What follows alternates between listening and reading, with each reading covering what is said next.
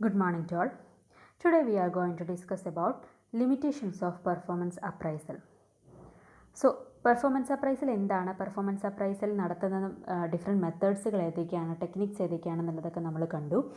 ഇനി performance അപ്രൈസലിൻ്റെ limitations എന്തൊക്കെയാണെന്നാണ് നമ്മളിവിടെ പറയാൻ പോകുന്നത്. ഫസ്റ്റ് ലിമിറ്റേഷൻ പറയുന്നത് ഇൻകൺസിസ്റ്റൻറ്റ് റേറ്റിംഗ്സ്.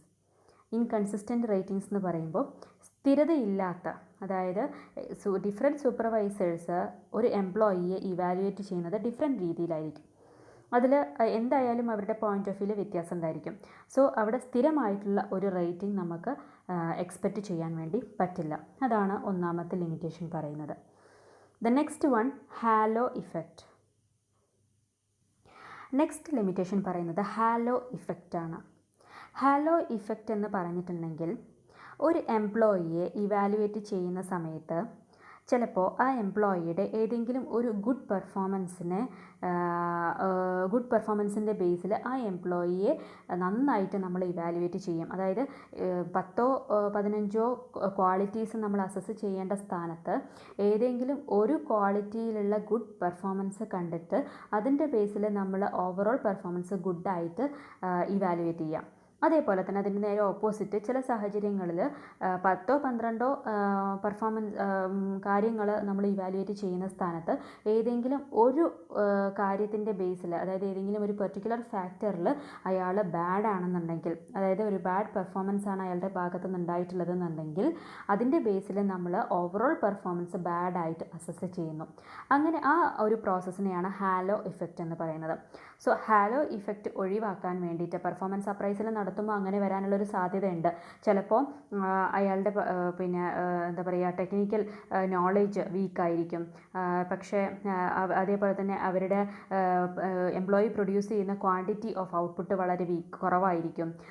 പിന്നെ അതുപോലെ ടൈം വർക്ക് ചെയ്യുന്നത് കുറച്ച് ടൈമായിരിക്കും എടുക്കുന്നുണ്ടാവുക. ഇതൊക്കെ നെഗറ്റീവ് ക്വാളിറ്റി ആണെന്നുണ്ടെങ്കിലും ഏതെങ്കിലും ഒരു പെർട്ടിക്കുലർ ഫാക്ടർ, അതായത് അയാളുടെ ബിഹേവിയർ ഒരു നല്ലൊരു ബിഹേവിയർ ആണെന്നുണ്ടെങ്കിൽ ആ ഒരു ബിഹേവിയറിൻ്റെ ബേസിൽ ആ എംപ്ലോയിയെ ടോട്ടലി ഗുഡ് എംപ്ലോയി ആയിട്ട് അസസ് ചെയ്യുന്നു, അല്ലെങ്കിൽ അങ്ങനെ അപ്രൈസൽ നടത്തുന്നു. അങ്ങനെയൊക്കെ വരാനുള്ള സാധ്യതയുണ്ട്. സോ ഹാലോ ഇഫക്റ്റ് സാധാരണ പെർഫോമൻസ് അപ്രൈസൽ വരാൻ സാധ്യതയുള്ള ഒരു ലിമിറ്റേഷനാണ്. പക്ഷെ അതിനെ നമുക്ക് ഒഴിവാക്കാൻ വേണ്ടി പറ്റും. എങ്ങനെയാണ്? ഓരോ എംപ്ലോയി അപ്രൈസൽ ചെയ്യുന്ന സമയത്തും എന്തൊക്കെയായിരിക്കണം നമ്മൾ നോക്കേണ്ടത് എന്നുള്ളത് കൃത്യമായിട്ട് ലിസ്റ്റ് ഔട്ട് ചെയ്യുകയാണെന്നുണ്ടെങ്കിൽ, അതായത് ഒരു ജനറൽ ലിസ്റ്റ് ഓഫ് ക്യാരക്ടറിസ്റ്റിക്സ് ഉണ്ടെന്നുണ്ടെങ്കിൽ അതിൻ്റെ ബേസിൽ ഇവാലുവേറ്റ് ചെയ്യുകയാണെങ്കിൽ നമുക്ക് ആ എംപ്ലോയിയുടെ ഓവറോൾ പെർഫോമൻസ് നമുക്ക് അതിൻ്റെ ഓവറോൾ പെർഫോമൻസ് ആവറേജ് ലെവലിൽ നമുക്ക് കാൽക്കുലേറ്റ് ചെയ്യാൻ വേണ്ടി പറ്റും. അതായത് ഒരു ഫാക്ടറിൽ മാത്രം കോൺസെൻട്രേറ്റ് ചെയ്യാതെ എല്ലാ ഫാക്ടേഴ്സിലും ഈക്വൽ ഇമ്പോർട്ടൻസ് കൊടുക്കാൻ വേണ്ടി പറ്റും. ആ രീതിയിൽ ചെയ്താൽ നമുക്ക് ആ ഒരു ലിമിറ്റേഷനെ ഒഴിവാക്കാൻ വേണ്ടി പറ്റും.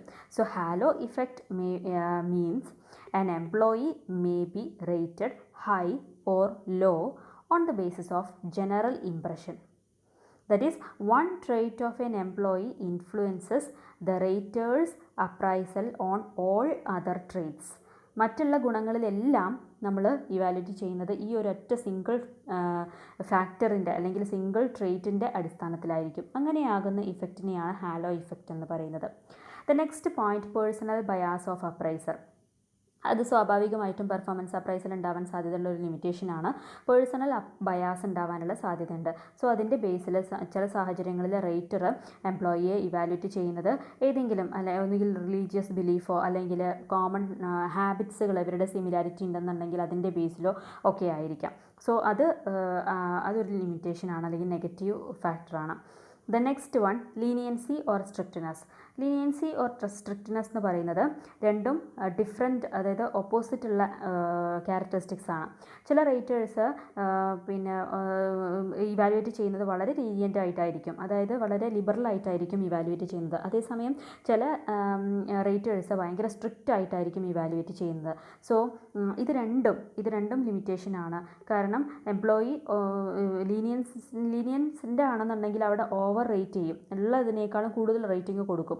അതേപോലെ മറ്റേതാണെങ്കിൽ സ്ട്രിക്റ്റ് ആണെന്നുണ്ടെങ്കിൽ വളരെ റേറ്റിംഗ് കുറവായിരിക്കും ഉണ്ടാവുക, ഉള്ള റേറ്റിങ്ങിനേക്കാളും കുറവായിരിക്കും കൊടുത്തിട്ടുണ്ടാവുക. സോ ഈ ഒരു ടെൻഡൻസി അവോയ്ഡ് ചെയ്യണം. അത് നമ്മൾ സാധാരണ ഇപ്പോൾ കുട്ടികളുടെ പേപ്പർ വാല്യൂഷൻ്റെ കേസിലാണെന്നുണ്ടെങ്കിലും നമ്മൾ പറയുന്നൊരു കേസാണ്. ചില ടീച്ചേഴ്സ് നന്നായിട്ട് മാർക്കിടും, ചില ടീച്ചേഴ്സ് വളരെ പിശുക്കിയായിരിക്കും മാർക്കിടുക. ഇത് രണ്ടും നല്ല ഗുണങ്ങളല്ല. കാരണം നന്നായിട്ട് മാർക്കിടുകയാണെന്നുണ്ടെങ്കിൽ അത് ആ കുട്ടിക്ക് ആക്ച്വലി കിട്ടേണ്ട മാർക്കിനേക്കാളും കൂടുതലായിട്ട് കൊടുക്കുന്നതായിരിക്കും. അതേസമയം വളരെ സ്ട്രിക്റ്റ് ആയിട്ട് വളരെ പിശുക്കി മാർക്ക് കൊടുക്കുകയാണെന്നുണ്ടെങ്കിൽ ശരിക്കും ആ കുട്ടിക്ക് അർഹതയുള്ള മാർക്ക് കിട്ടാതെ അതിനേക്കാളും കുറവാണ് കൊടുക്കുന്നത്. അപ്പോൾ ഇത് രണ്ടും നല്ല കാര്യങ്ങളല്ല. സോ ലീനിയൻസി ഓർ സ്ട്രിക്ട്നെസ് വരാനുള്ള സാധ്യത ഉണ്ട് പെർഫോമൻസ് അപ്രൈസലിൽ. Okay, the next average rating. Average rating എന്ന് പറയുന്നത് ചില അപ്രൈസേഴ്സ്, അതായത് ഇവാലുവേറ്റ് ചെയ്യുന്ന റേറ്റേഴ്സ് ജസ്റ്റിഫിക്കേഷന് അതായത് അവർക്കൊരു പ്രത്യേകമായിട്ട് ഇവാലുവേറ്റ് ചെയ്യാനുള്ള ബുദ്ധിമുട്ട് കാരണം അവരെന്ത് ചെയ്യും, ഓവറോൾ ഇവാലുവേഷൻ ഒരു ആവറേജ് റേറ്റിംഗിലേക്ക് വരുന്നു. സോ അത് ചില സമയത്ത് എറർ ഉണ്ടാക്കാനുള്ള സാധ്യതയുണ്ട്. ആവറേജ് റേറ്റിംഗ് കൊടുക്കുന്നത് എറർ, അതായത് പെർഫോമൻസ് അപ്രൈസൽ എന്തിനു വേണ്ടിയിട്ടാണോ നമ്മൾ നടത്തുന്നത്, എന്ത് പർപ്പസാണോ പെർഫോമൻസ് അപ്രൈസലിനുള്ളത് ആ ഒരു പർപ്പസ് നമുക്ക് ഫുൾഫിൽ ചെയ്യാൻ വേണ്ടി പറ്റില്ല അങ്ങനെ വരുന്ന സമയത്ത്. സോ അതും ഒരു ലിമിറ്റേഷനാണ്. പിന്നെ പറയുന്നത് നോട്ട് ഡെഫിനിറ്റ് സ്റ്റാൻഡേർഡ്, അതായത് കൃത്യമായിട്ടുള്ളൊരു സ്റ്റാൻഡേർഡ് ഫിക്സ് ചെയ്തിട്ടില്ല. പല മെത്തേഡ്സ് നമ്മൾ പഠിച്ചിട്ടുണ്ട്. ഈ പല മെത്തേഡ് പല സാഹചര്യങ്ങളിലാണ് യൂസ് ചെയ്യുന്നത്. അതിലേത് മെത്തേഡ്സ് വേണമെങ്കിലും ഏത് സൂപ്പർവൈസേഴ്സിനും യൂസ് ചെയ്യാം. സോ ഒന്നിനും പ്രത്യേകമായിട്ടുള്ള ഒരു സ്റ്റാൻഡേർഡ് ഫിക്സ് ചെയ്തിട്ടില്ല. The next one, lakh of reliability. Lakh of reliability എന്ന് പറയുന്നത് inconsistent use of measuring standards and lack of training in appraisal techniques may reduce reliability. അതായത് ഇവരുടെ വിശ്വാസമില്ലായ്മ, ലാക്ക് ഓഫ് റിലയബിലിറ്റി എന്ന് പറയുന്നത് നമുക്ക് ഈ പെർഫോമൻസ് അപ്രൈസലിനെ ഫുള്ളായിട്ട് വിശ്വസിക്കാൻ വേണ്ടി പറ്റില്ല. അതിന് കാരണം പറയുന്നത് നമുക്കതിന് കൃത്യമായിട്ടുള്ളൊരു സ്റ്റാൻഡേർഡ് ഇല്ല, അതുപോലെ അപ്രൈസൽ നടത്തുന്ന ആളുകൾക്ക് കൃത്യമായിട്ടുള്ള ട്രെയിനിങ് ഒന്നും കൊടുത്തിട്ടില്ല എന്നുണ്ടെങ്കിൽ അവർ അപ്രൈസൽ നടത്തുന്ന അതിൻ്റെ റിസൾട്ട് നമുക്ക് കൃത്യമായിട്ട് അല്ലെങ്കിൽ മുഴുവനായിട്ടും വിശ്വസിക്കാൻ വേണ്ടി പറ്റില്ല. So lack of reliability from the point of view of top level management ഉണ്ടാവാനുള്ള സാധ്യതയുണ്ട്. The next limitation, incompetence. Incompetence എന്ന് പറയുന്നത് അവരുടെ ഈ റേറ്റേഴ്സിൻ്റെ ലാക്ക് ഓഫ് നോളേജ് അല്ലെങ്കിൽ ലാക്ക് ഓഫ് സ്കില്ല് കാരണം റേറ്റേഴ്സിന് നന്നായിട്ട് പെർഫോമൻസ് അപ്രൈസൽ നടത്താൻ വേണ്ടി സാധിക്കാതെ വരുന്നുണ്ട്. ചില സാഹചര്യങ്ങളിൽ ഇൻകോമ്പിറ്റൻസ് ഉണ്ടാകുന്നു. അതായത് റേറ്റേഴ്സിൻ്റെ ഭാഗത്തു നിന്നുള്ള കഴിവില്ലായ്മ അല്ലെങ്കിൽ ലാക്ക് ഓഫ് നോളജ് ഒക്കെ ഒരു ലിമിറ്റേഷനാണ്. The next, trade union resistance. Trade union സാധാരണ ഈ പെർഫോമൻസ് അപ്രൈസലിനെ റെസിസ്റ്റ് ചെയ്യുകയാണ് ചെയ്യുന്നത്. കാരണം പെർഫോമൻസ് അപ്രൈസലിൻ്റെ അനന്തരഫലമായിട്ടുണ്ടാകുന്നത് വീക്കായിട്ട് പെർഫോം ചെയ്യുന്ന ആളുകളെ ഒഴിവാക്കും, അല്ലെങ്കിൽ അവർക്ക് പണിഷ്മെൻറ്റ് കൊടുക്കും. അങ്ങനെ ഒരു സാഹചര്യം വരാനുള്ള സാധ്യതയുണ്ട്. സോ അതുകൊണ്ട് അതായത് എംപ്ലോയീസിൻ്റെ ഇടയിൽ ഒരു ഡിസ്ക്രിമിനേഷൻ കൊണ്ടുവരും. അത് ട്രേഡ് യൂണിയൻ ഒരിക്കലും ആക്സെപ്റ്റ് ചെയ്യില്ല. സോ അതുകൊണ്ട് പെർഫോമൻസ് അപ്രൈസലിനെ സാധാരണഗതിയിൽ ട്രേഡ് യൂണിയൻ എതിർക്കുകയാണ് ചെയ്യുന്നത്. The next, similarity error.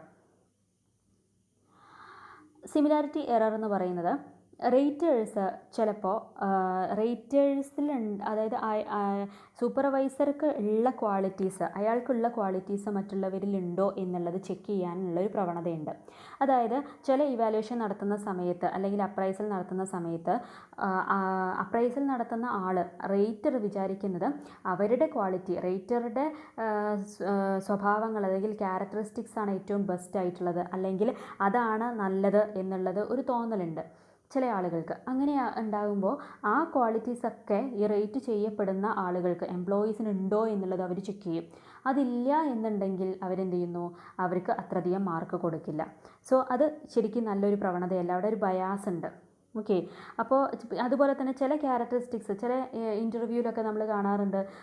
പിന്നെ അതായത് റേറ്റ് ചെയ്യുന്ന ഇൻ്റർവ്യൂ ബോർഡിലുള്ള ആളുകൾ അവരുടെ പോയിൻ്റ് ഓഫ് വ്യൂവിൽ, അതായത് അവർക്ക് ഇഷ്ടപ്പെടുന്ന ഒരു ഫീൽഡിൽ എന്നെപ്പറ്റി കൂടുതൽ സംസാരിക്കുകയാണ് അല്ലെങ്കിൽ അതിനെക്കുറിച്ച് നന്നായിട്ട് ടോക്കറ്റീവ് ആണെന്നുണ്ടെങ്കിൽ ആ ഒരു എംപ്ലോയിക്ക് എന്ത് ചെയ്യുന്നു, കൂടുതൽ മാർക്ക് കൊടുക്കുന്നു.